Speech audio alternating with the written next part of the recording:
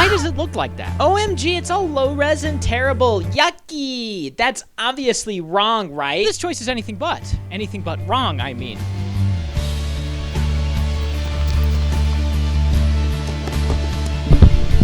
In this video, I'm going to be breaking down this weird choice, but I'm also going to be breaking down at the end why I think this is the darkest zombie movie ever.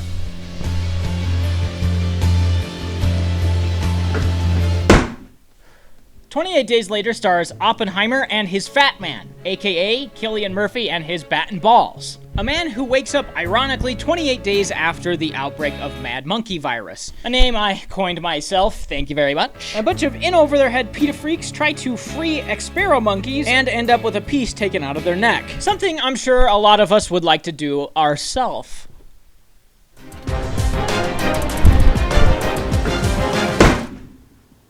So the majority of the film is Cillian's character, Jim, being led around through the now apocalyptic streets of London.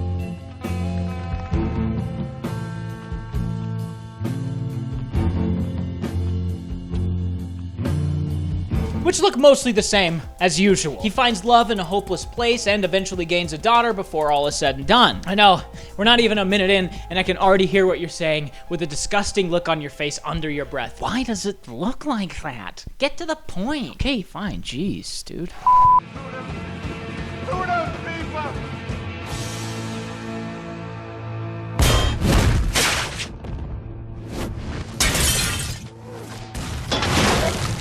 Imagine you're a 48-year-old British man with surprisingly straight teeth. I know, it's impossible, but hang with me. You're a 48-year-old British director looking to helm a zombie movie written by a young and up-and-coming star. How do you infuse your style and voice into this in a creative way? You could choose to shoot it as boring as possible, following the footsteps laid down a decade later by World War Z. Or try to bring some great long takes and moments of levity to the project like Shaun of the Dead. Or off-the-cuff craziness like Dawn of the Dead. There's plenty of room to be creative here, but Danny Boyle says to hell with that art house crap and decides to be the first director to shoot on digital, which in 2002 was shit. All the films that we've done have tended to be, there's genre elements in them, you know, and what we try to do is burst the genre, you know, you live inside it and you exploit it, you use it for things that you need, and then you try and burst it open so you do unconventional things with it.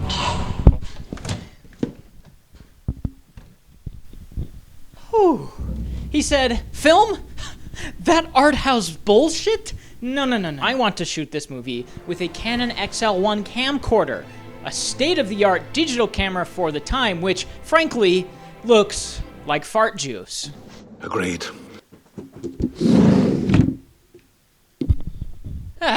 So why take a terrible format for the time and film a bleak zombie movie about finding hope in the darkest of times? Well, because it was supposed to feel like a home movie. Do you remember those awful camcorders we all had that we'd fill dumb bullshit in the backyard with? Well, that's kind of the feeling that this movie is trying to have. Kinetically shot and on very cheap cameras. Yeah, the mini DVs, which people weren't using that often back then. That's right. Not for feature films. No, that was the first widely distributed feature film that had used that technology. It felt like the right technology to use for the story. Well, I think we're safe. And I think that covers point number one, the realism. But there's more to the believability of this film than just the look of it. And that is the characters. If Cillian Murphy, as our lead, did something that we as an audience wouldn't do, it would lose us faster than Joe Biden losing his mind. Donald Trump thinks healthcare is a privilege.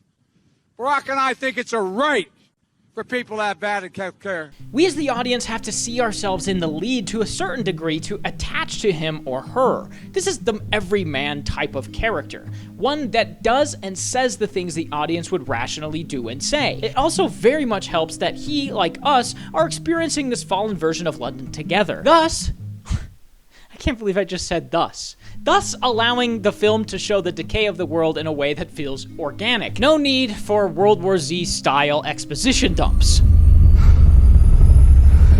You kidding me? I'm a goddamn Zeke. Sometimes foreshadowing is relatively obvious. You, Captain. Just say the word. Sorry, boys. I got this one. So we believe in the movie thanks to its look and feel, and we also connect with the movie because of the main character. A pretty sexy start to this if you ask me. It's totally immersive despite the ugly butthole footage, but I can hear what you're saying. What about this is bleaker than a dark zombie movie like Warm Bodies?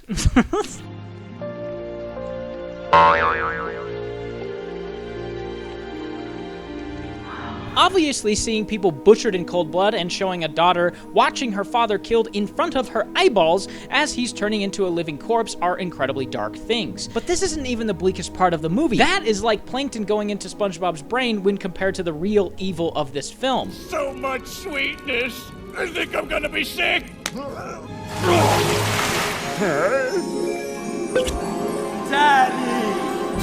I think what's truly haunting about this movie is the people in it, which might be confusing, so let's do another quick visual. When you're walking home at night, it can be scary enough to where you don't even want to make a fart. The slightest noise is startling, but then we look over our shoulder to see someone behind us. We quicken our steps, and they seem to as well. Who is this person? What do they want? Are they going to attack me? These are just a few thoughts that could go through our head. Suddenly, they veer off into a house, but our fear only leaves a little bit. Is there someone around this next corner waiting for me?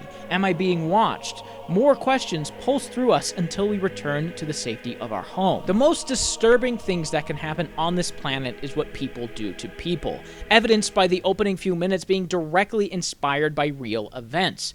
There's nothing more terrifying than that. And even worse, there's people that will tell you you're safe with them, only for them to betray you and take advantage of you. Men doing so weak to die themselves. I moved us from the blockade. I sent the radio broadcasting. I promised them. It's a bleak and dark thing to think about because it's so real.